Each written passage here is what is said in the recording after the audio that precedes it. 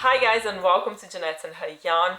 This video is going to be the ultimate guide on how to tackle your first temperature blanket. Well, even if it's not your first one, it doesn't matter. There's going to be so many useful tips that you can just follow along the video and you're going to get all the answers that you need to tackle your project for next year, if you want to tackle it, of course. So before going into the 7 tips that I have for you, I just want to talk briefly about what a temperature blanket even is. So it's basically a crocheting or knitting project where you do one row for each day of the year based on the temperature of that day. So without further ado, let's move on to tip number 1. Tip number 1, figure out the temperatures. First, you have to figure out which temperatures you're gonna follow. For instance, I'm gonna do it for Ljubljana, Slovenia, which is where I live. And even when I travel, I'm gonna still stick to this town. But if you're traveling a lot, maybe it would be fun to consider that maybe the temperatures actually follow you. And then the temperature blanket can also kind of be like a reflection of your travels. For instance, if you go somewhere in winter time, you would see that the temperatures rises and all of that. So that's definitely the first thing to consider. Then the second thing to consider is which temperatures do you want to use. So you can use low, average or high. So for my blanket, I'm going to be using high temperatures because I want to have a big variation of colors. But some people don't like to do that. They want to have it more subtle, less colors, maybe less variations. So they want to pick the average. Or maybe some people, if you don't have many seasons, because in Slovenia we have 4 seasons, and that's why the temperatures go from below 0 to, 35 degrees in the summer. That's all Celsius. But if you're living in a place that doesn't have that much temperature changes, maybe just 2 seasons or 1, maybe you could consider doing low temperatures in the cold months and then the high temperatures in the warm months if you want to have more variation. So this is completely up to you, but you have to make a decision before going into doing your project. Tip number 2, decide on the temperature range. For this section, it's good to actually check the temperatures from the previous years for the towns that you're going to be doing in. So I struggled quite a lot because Slovenia is not big. It was really difficult to find any statistics, or maybe I just don't know where to look. But I did find one page. Maybe it was just the average for Slovenia or something like that. I have no idea because there was no town written anywhere. But I still use it to have some sort of like an idea of what the temperature ranges are. I think it still helped me a little bit. I hope it was right though. Because initially when I did the first temperature range, I went from like below -3 and then -3 to 0 and then higher up. And then I realized that the high temperature is never actually in the minus in Slovenia. Hopefully, if that chart was right. So I had to readjust the temperatures a little bit. So my range now is 3.5 degrees Celsius. This is how I've done it. With the colder months, I did stretch it a little bit just because there's going to be less cold days and, I just wanted to cover a little bit more. But if you're living somewhere, again, that the temperatures don't range that much, but you want the blankets to be more colorful, you can literally do it. Every degree could be a different color. This is completely up to you, but just make sure to note all the temperatures down before starting your project. Number 3. Find your perfect yarn. There are 2 really important things to think about when finding your yarn. First one is try to find the collection when you like the color ranges and pick all the yarn from the same collection, because that way you're going to make sure that you have the same touch, the same size, everything is going to fit perfectly together. And also make sure that this is not going to go out of stock anytime soon, because you will be needing that yarn for the whole year. So you would be able to buy in advance 1 color each, but then if it, for instance, goes out of stock, you might not be able to replace the specific yarn that you need. And the second thing that you really have to think about is the size of the yarn, because you will be making 365 rows and you don't want a chunky yarn. Okay, so find something that is going to be smaller, that's going to be easy for you to do. Of course, consider the hook size as well with the yarn, because there's going to be 365 rows and you don't want it to be 10 meters long or something like that. Tip number 4, make a temperature color chart. This is literally gonna save your life when doing the temperature blanket. Like, I understand you could write it down and put the name of the yarn on anything like that, but this is literally gonna take you 10 to 15 minutes to make, and it's just gonna be there because there is so much different yarn. You're gonna forget what you need for each temperature, and this is gonna tell you what you need. So one thing that I actually didn't mention with the yarn before, but I have added a special day to my chart, and the reason why I added the thread for a special day is because I saw one post on Facebook when I was researching how to tackle my first temperature project, and there was a lady who posted a picture of hers, and she said that her granddaughter was born and she did the row pink. So completely disregarded the temperature of the day, and she decided to make this day pink, so every time she would look at the blanket she would know exactly when her granddaughter was born, which was really, really beautiful for me. And there was another video that I watched when the girl did the combination of the temperature of the day yarn and then the special day yarn. So the one that I have is actually like, it doesn't really necessarily have color. I don't know how much you're gonna be able to see on the video, but it's just got this like sparkly, glittery feel. Well, see, not feel. So it shouldn't change the color of the yarn, so I would still be able to see the temperature, but I would put 2 yarns on special days. I don't know how many of them are gonna be, if any even. I know some people use it to mark the birthdays of family members and stuff like that, so it's completely up to you, but I just really, really like that idea, so I definitely added it onto my chart. So here you can also see very clearly what my temperature ranges are and which colors I used. And as I mentioned before, they're all from the same collection. I basically picked, what is it, Hobby Yarn, it's Acacia, I hope I'm saying it right. So I picked my colors, and based on the temperatures that I have done from the previous years, I have found 4 colors that I would probably need 2 of them. So I ordered everything in advance because we don't have that in Slovenia and the postage wasn't the cheapest. So I just wanted to do a bulky order, but if I accidentally run out of any other colors, that's fine, I'm just gonna deal with that later. Tip number 5, use monthly dividers.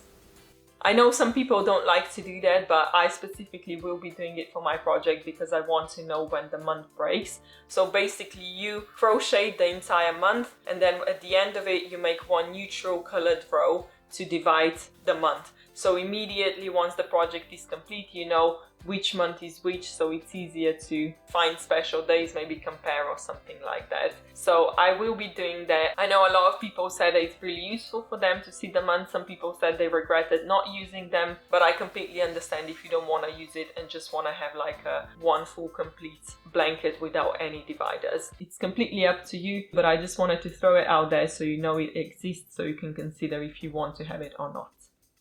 Tip number 6, track your progress.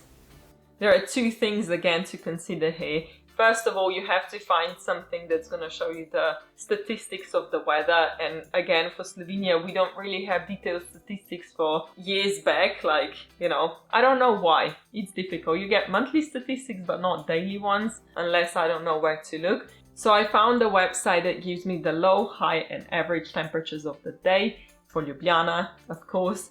And I have made myself a shortcut on my phone, so I can just screenshot for every day and I can do the temperature blanket. Because one thing that you do have to consider is it's all good and fun when you keep doing it, but then you go, I don't know, for holidays, you get ill, you don't have energy to do the project, you fall behind, and then it's like, what were the temperatures? And because I've really struggled to find temperatures from previous years, I decided I'm just gonna have this website, and every day I'm gonna screenshot the high temperatures just so I have everything, and then once I do it, once I complete the day, I'm gonna be deleting them, because honestly I'm even gonna be missing the first days of the blankets because I'm away for New Year's Eve, and when I come back I'm gonna already have a 4-day delay, so I'm gonna have to be doing that.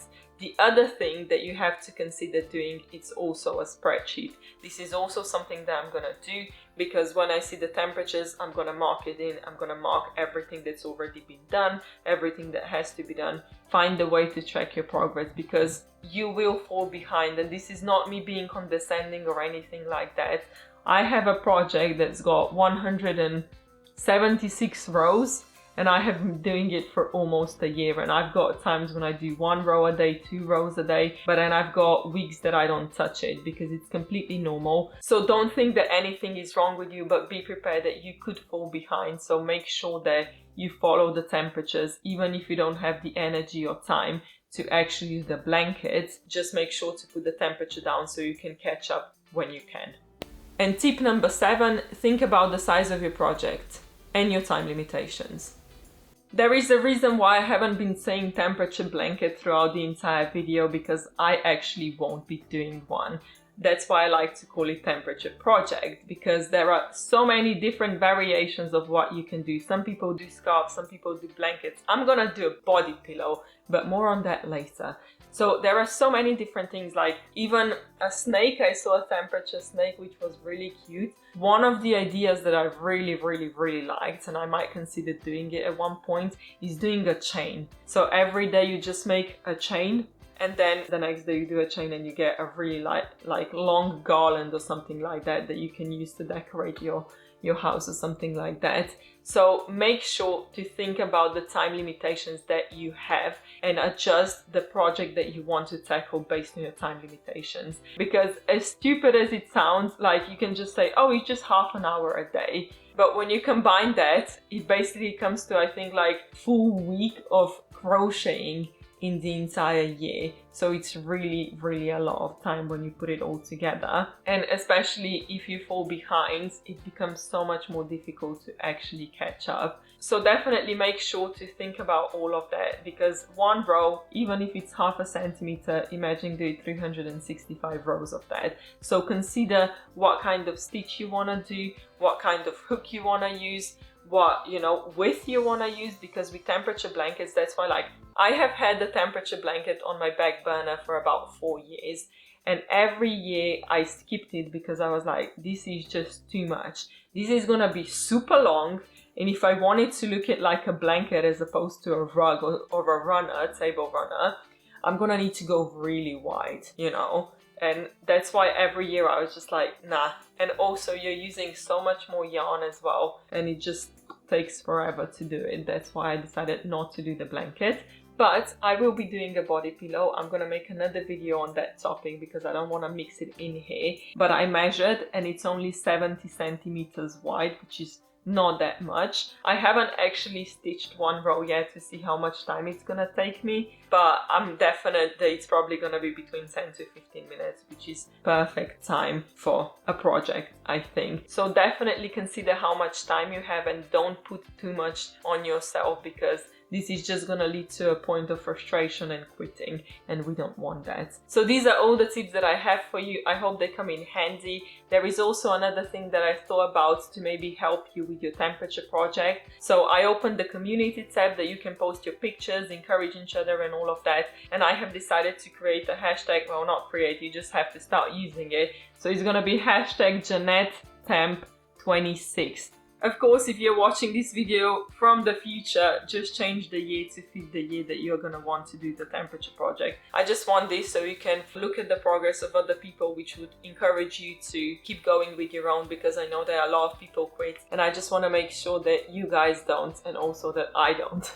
I kind of have you now, so you're gonna keep me going, but I hope that maybe I can do the same for you. I'm not done with you yet, because I actually have a checklist for you to follow that you can just answer questions, and then when you have the entire list done, you're ready to go tackle your project. I'm gonna have to use my phone for that because my brain doesn't hold that many information.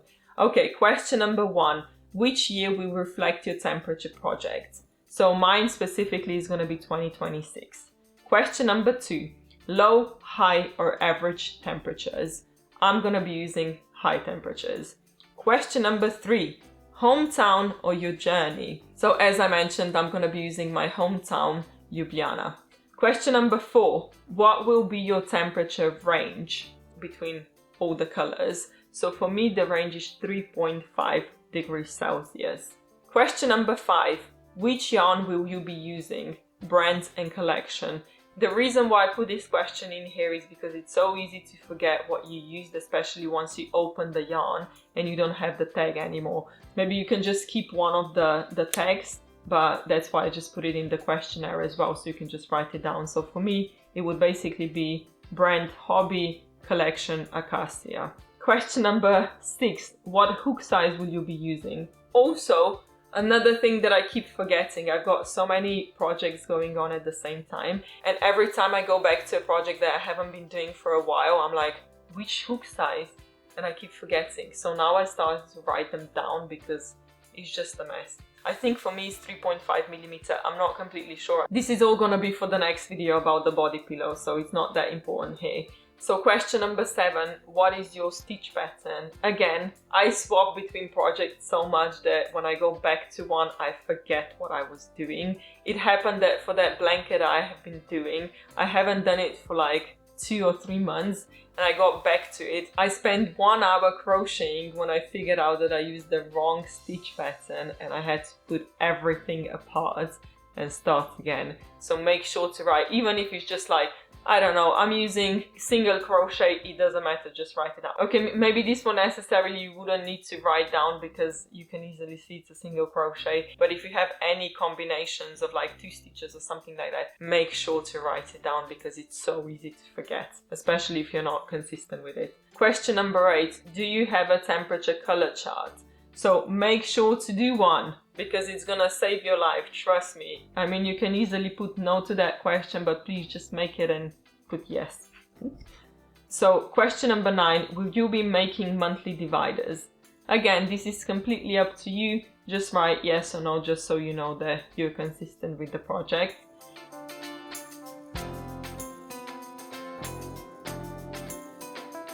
Question number 11.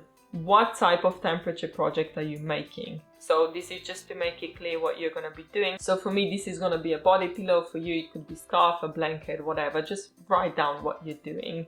And then question number 12, how long does it take you to do 1 row? So for this, I would give you an advice to do this leisurely. Don't try to speed run through the row and then get illusion of how quickly you're actually gonna get through the row. Just make sure to do it in the same setting that you would maybe use it when actually doing a temperature project. So if you're gonna be watching TV and just crocheting on the sofa, make sure to just do it that way and see realistically how long it's gonna take you, because it's better to think that it's gonna take you 15 minutes and it actually takes you 10 than thinking it's gonna take you 10 and then it actually takes you 15, because it's gonna extend your time and you don't want that. Because if you're limited with time like I am, you don't want any unnecessary complications that are not needed. So yeah, this is actually now the end of the video. I hope you enjoyed it. I hope it helps you with doing your first temperature project, or not even first, whatever, just with the next temperature project. If you enjoyed the video, please make sure to like and subscribe.